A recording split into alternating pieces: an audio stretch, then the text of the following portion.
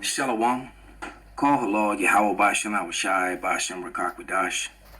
Double honors into the apostles, double honors into the elder bishops. Salutations to all my fellow laborers that's doing this work in truth and sincerity, risking their lives and their freedom to do so, now more so than ever.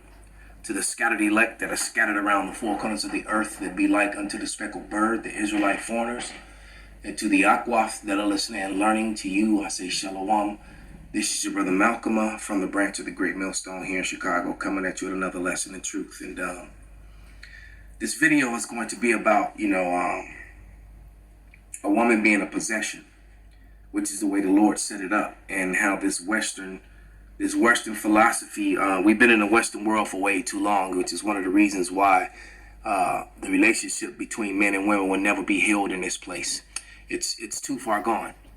And there's a big movement where you got a lot of Jakes, a lot of Southern Kingdom, so-called black men that are going to the Dominican Republic to get wives. Some of them are even living there with these women. And the same thing is happening in the Philippines. Of course, Dominican women, for the most part, outside of those that are tares, because there's tares among all the tribes. There's tares among Negroes, probably. That's one thing that these black-only Israelites can't seem to embrace or don't want to embrace. The fact that these Edomite men, when they had our women in slavery, both the Southern and Northern Kingdom, they had their way with our women. And they laid their seed quite often. And sometimes that seed came out looking just like us. Like, see the brother with the head on backwards. You got brown men like himself, if you look at the third video down. All right. But you got men that look just like him who got, Edomite or so-called white forefathers. So what does that make him? Knowing and understanding that it is the seed that determines your nationality. All right. Not your color. That's a new construct that was a construct created here in the Americas by so-called white people. All right. So there are many of so-called brown people who are really white in nature. All right. And vice versa. All right. You ever come across those Edomites that just got all kind of rhythm, can sing, can dance, just with it? Got a spirit and a vibration that you just vibe with? That's because they're not what they appear to be. The same thing goes for them. Lots of brown men, Israelite men, laid their seed in these heathen women, and it doesn't matter how you feel about that. The children still are Israelites. All right, your think and feel doctrine. You can take it somewhere, because you can't do. Because people go bring up the laws. We're not supposed to sleep with them, and they bring up Nehemiah. Yeah, that's true. But the sin is that's why we're in the position that we're in on the bottom, because we sinned and broke the laws. All right, but that still does not take away from the fact that any seed that was laid by Israelite into a heathen woman, that child is an Israelite. So now that we got that out the way, let me go to Sirach real quick, because that was for all Israel. Now this is for you women. All right, you rebellious women, not you women who've woken up to the truth and accept the truth and actually trying to live by it. The shoe fits, wears it. When we start calling people the B word and all that, that applies to who it applies to. That's not talking about all of our women. All right. Because you got some sisters that's down for our heritage and want to get out of here just as much as we do. And that are ready to submit and be wives. Unfortunately, I don't have that going on in my personal life.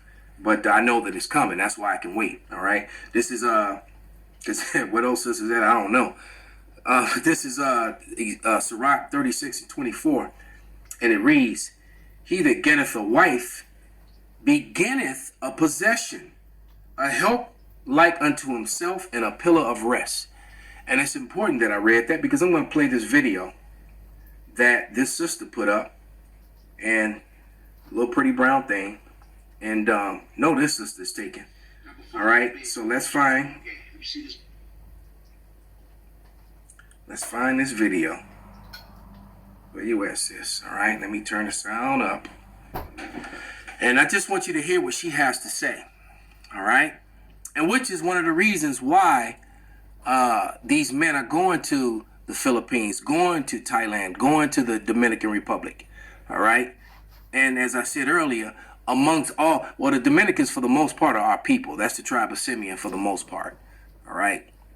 And then among the Filipinos, you know, you had a lot of natives that were taken over there to serve captivity. And then there's also a lot of our seed that are scattered among the Thais as well.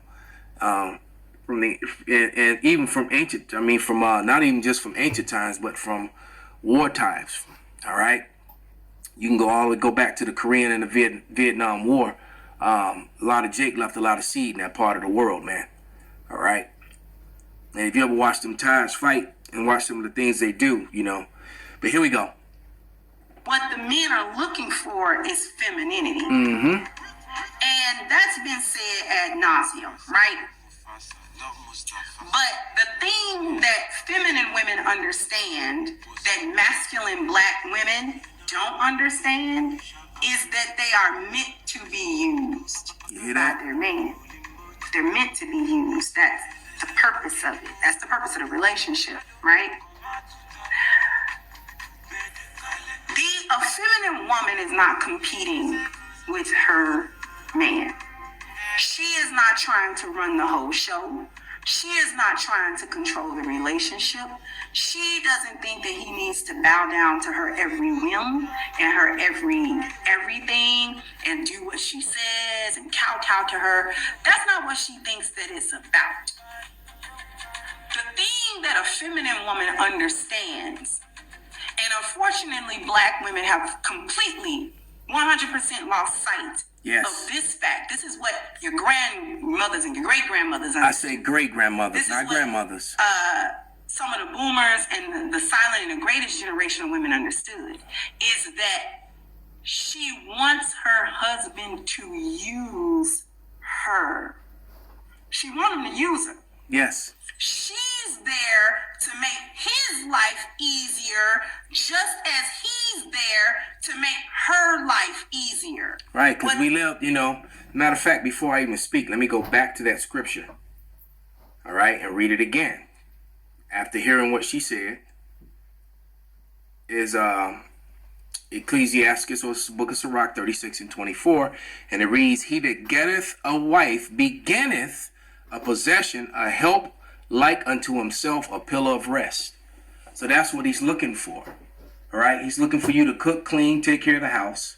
All right, have food ready. He wants to come in and use your body to his enjoyment, to be his pillar of rest, which you get enjoyment out of as well.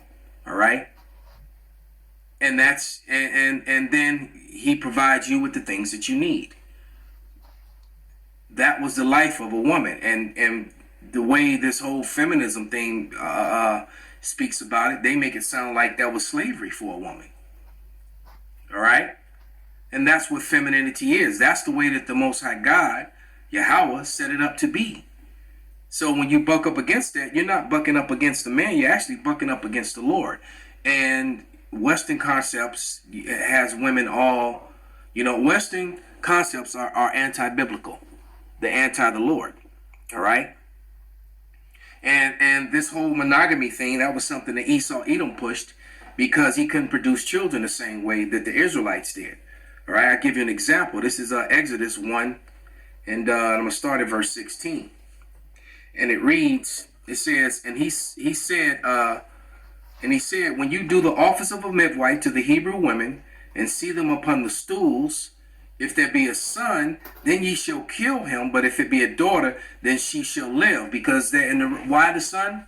And see, this is something that the Israelis and the Jewish people disregard, because they try to say you're a Jew. Well, maybe you are a Jew according to your mother, but you're an Israelite, the people of God, according to your father. All right. It says, right, because it's the sperm that determines race and nationality, not the wound. All right, whatever sperm, the sperm is life itself. That's a mini person. You know, the brother was pointing out the other day how the sperm looks just like the brain and the spinal column attached to it, and it makes so much sense. That's exactly what it is. All right, and everything grows around it, but it has to enter into a womb to do that. But the sperm already has its own identity before it goes into that womb. You understand? As simple as that. Now, what a woman can contribute to a child is basically sometimes eye color, you know, hair texture, and that sort of thing. but it's already a life in itself. Hence the whole abortion thing. You see, a life entered into you. You didn't create it. All right, it's your body, and then that thing, that I won't say that thing, but that small developing human has its own body within your womb. All right, simple as that. But it says, let me go back to it. It says, but the midwives feared God because they were Israelites, they were Hebrew women, and did not as the king of Egypt commanded them, but saved the children alive. And the king of Egypt called for the midwife, so it wasn't according to melanin, because the Egyptians were so-called black and the Hebrews were so-called black. Everybody black is not for you. All right, for those of you black only, you Egyptologists, the Egyptians were the enemies of the Israelites, and this is clear and apparent evidence of it. And it says, but the midwives feared God and did not as the king of Egypt commanded, but saved the children alive. And the king of Egypt called for the midwives and said unto them, why have ye done this thing, and have saved the men children alive? And the midwives said unto the Pharaoh, because the Hebrew women are not as the Egyptian women. They're not the same, all right? Different spirits. They may look similar in complexion, but they're different people, all right? And are lively and are delivered ere the midwives come unto them. See, we have a different spirit. When I talk about the singing, the dancing, the rhythm, the vibration, we're different from them, all right? And it says, therefore God dealt well with the midwives, and the people multiplied and waxed very mighty. And it came to pass, because the midwives feared God, that he made them houses. And Pharaoh charged all his people, saying, every son that is born ye shall cast into the river, and every daughter ye shall save alive. So he wanted to kill the male children. And that's where this whole monogamy thing comes from, because no one produces children like the Israelites. All right, you got to remember, Ephraim, upon the destruction that they received at the hand of the Edomite conquistadors and the Spaniards, they were brought down to instead it was barely, I think it was either 200 to 500 men left. All right, and now Ephraim is one of the biggest tribes. The Ephraimites be having gangs of kids, man. Be having 2 or 3 families sometimes. All right, they got children on the island, children in New York, children over in California. All right, and the same thing can go for a lot of the other tribes, man. Israelites are very fruitful. Look how many children Issachar has. Issachar women see penis and get pregnant. All right, and they got big their families be. And so that whole, and especially if you allowed that man to actually be a man and have his multiple wives, as many of our forefathers did, as the Bible did, because the Bible never told you once, not one time, that it was a sin to have more than one wife. And I'm gonna prove that with scriptures, because people love to run to 1 Corinthians, I believe the 7th chapter, and read that, and then say, see, you're only supposed to have one wife. No, when you read down to verse to prove that that's wrong and can't mean what they think it means, when you get down to verse 7 or verse 6, it tells you that was by I speak this by permission and not of commandment. It wasn't commandment, it wasn't law. He was doing that because we're in our captivities. We weren't in our own land. We weren't allowed to live fully under our own customs. All right, so we weren't in a position to really live life in that way. You understand? Matter of fact, this is 1 Corinthians. I'm gonna start at verse 1. It says, and now concerning the things whereof ye wrote unto me, it is good for a man not to touch a woman. Because Paul is saying, look, it's best not to even marry. Just do the work of the Lord. All right. Nevertheless, to avoid fornication, all right, so that you're not sleeping with another man's wife, all right, adultery or some sort of weird thing, all right. Let every man have his own wife, and let every woman have her own husband.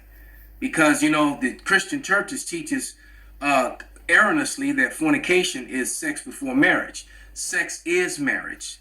Fornication is sex that you're not supposed to have. Like anal sex and sex with animals and, adultery, sleeping with another man's wife or concubine. because the concubine is also a wife, is a lesser wife. All right. Let the husband render unto the wife due benevolence, and likewise also the wife unto the husband. So, hey, the women is talking, you just that never you get married, you have all kind of sex before you do the Western marriage. And once you get the Western marriage, you when you got married, you before you did the paperwork marriage, you had a porn star. All right.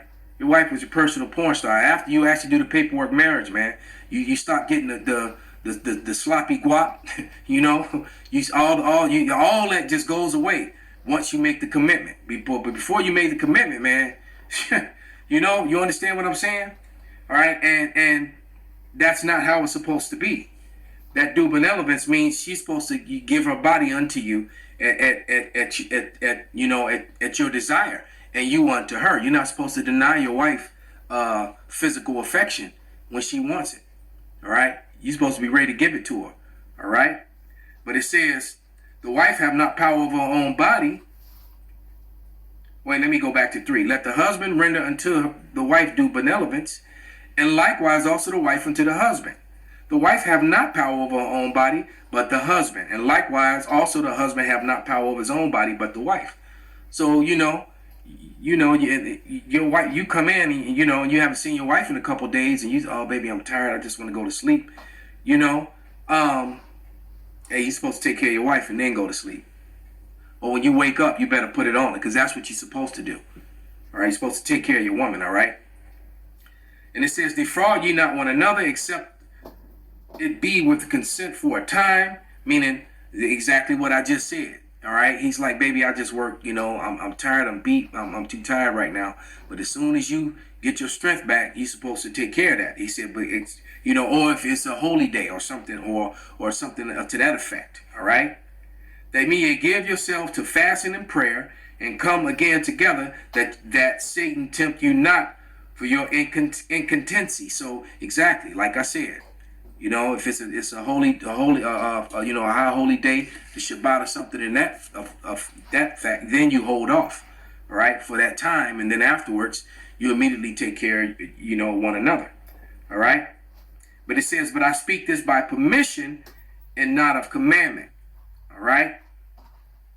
So it was never an intent for a man to be with just one woman, save a bishop, because it's position in the church. All right. And then every Israelite didn't have multiple women, but many of them and most of them did. And I'm going to give you, especially the ones who were well-to-do. And I'm going to give you some accounts of men of the Lord who were, the apple of the Lord's eye, so to speak, that the Lord loved.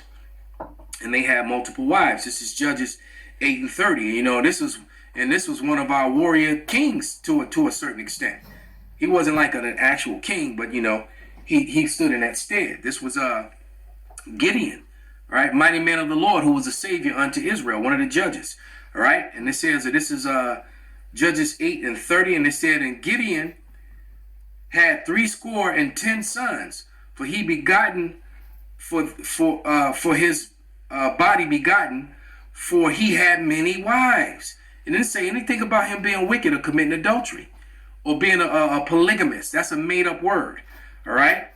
And his concubine, that was Sechem, she also bare him a son whose name he called Abimelech. And if I'm not mistaken, I think that his son's name meant my father is king.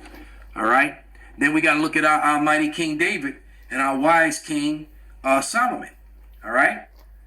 Both of them had many, many wives. Okay? But it wasn't them having many wives that made them wicked. All right? When they did commit wickedness, it wasn't the fact that they had many wives. They committed other sins. And I give you an example. All right? It never said that Solomon, because Solomon had more wives than anybody else. Solomon had 700 wives and 300 concubines. So he had women of all the nations. Okay, so let me go to 1 Kings to get an example. And I'm sure he dealt with each and every one of his wives. We were a lot stronger and so much vigor. We were eating those mandrakes and all that good food, stuff that we don't get today. But this is 1 Kings 11. I think I'm going to read, let me see.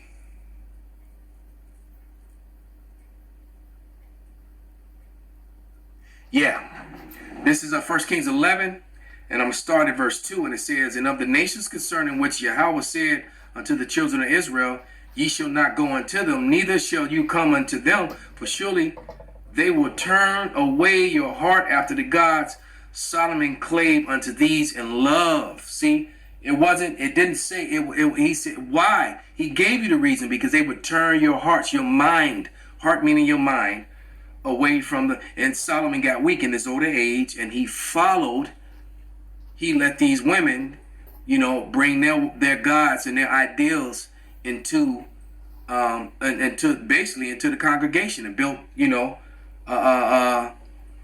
places for them to worship and things of that nature. That's where he went off. All right. And it says, and he had 700 wives, princesses, and 300 concubines, and his wives turned away his heart. You see? For it came to pass when Solomon was old that his wives turned away his heart after, so it said it 3 times, after other gods, and his heart was not perfect in Yahweh, his power. All right? So it's with his Lord, his God, as was the heart of his father David. See, because David had many wives too. All right? But David's wives didn't turn his heart away. David committed other sins, but he was forgiven of those sins. Solomon never did anything wrong until this time. It not once said anything about adultery. They turned his heart away from the Lord. These heathen women did. All right, his possessions. All right, which he was allowed to have. But let's go to, matter of fact, let's back that up with scripture. This is Isaiah 4:1. All right, because the Lord meant for it to be that way, and that's how, and so many of our people are going to die, the 2/3 being such a great number. Where's the sand of the sea? But only 1/3 of us is going to make it through. So that's a lot of, imagine, every beach you've ever been on just disappearing. Exactly. That's also how you know that the Israelis are not the people of the Lord, because they always cry about how small they are. All right. The Bible, the prophecies in the Bible says the Israelites will be more numerous than the sands of the sea, and we are. When you look at the 12 tribe chart, and you consider that we're scattered among every nation, that we're among the Arabs, we're among the Chinese, we're among the Japanese, we're among the Filipinos, we're among the Hawaiians, among the Tongans, we're among all people, among the Indians, right? You can go to the book of Acts and read about that. Okay? And the Lord's going to draw all our people back out of those nations. That's why in the Revelation, in the book of John, he couldn't recognize them. And I think there's, Revelation, that John the Revelator couldn't recognize. I think there's 7 and 9, if I'm not mistaken, that great multitude. He looked at them, and the angel asked him, "Who are these?" And he was like, "Surely thou knowest, Lord, because I don't." After he named the 12,000 men out of each of the 12 tribes. Okay? When that great multitude, he was like, "Man, I don't know. Help me out here." Those are the scattered among the heathen that look like the heathen. All right? Isaiah 4:1. "And in that day 7 women shall take hold of one man, saying, We will eat our own bread and wear our own apparel. Only let us be called by thy name to take away our reproach." All right? So a man is going to have multiple wives again upon the establishment of the kingdom of heaven. Point blank, period. That's what it is, and that's what it's going to be. Let's play that short video again. Where that woman says that what men want is femininity, and that's what they're going to get.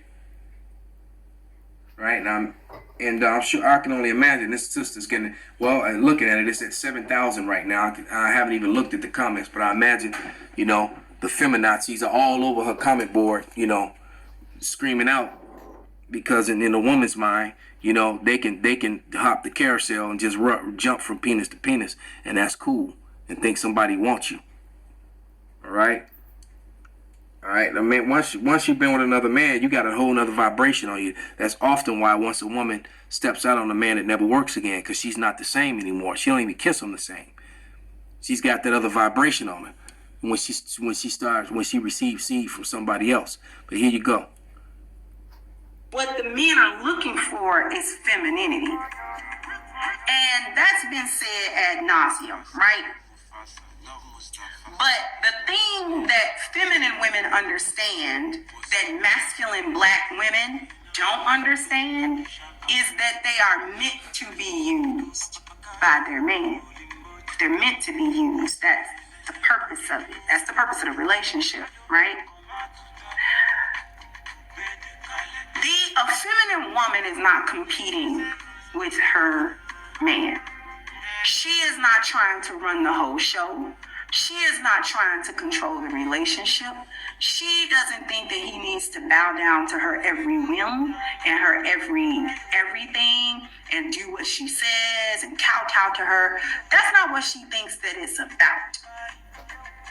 The thing that a feminine woman understands, and unfortunately black women have completely 100% lost sight of this fact. This is what your grandmothers and your great-grandmothers great-grandmothers and great-great. Some of the boomers and the silent and the greatest generation of women understood is that she wants her husband to use her. So with that, I'm going to give all praises, honor, and glory unto Yahweh, Ba'ashem Nawashai, Ba'ashem Rakak Vadash, Wa Ababa Bal, Kwam Yasharala Shalom.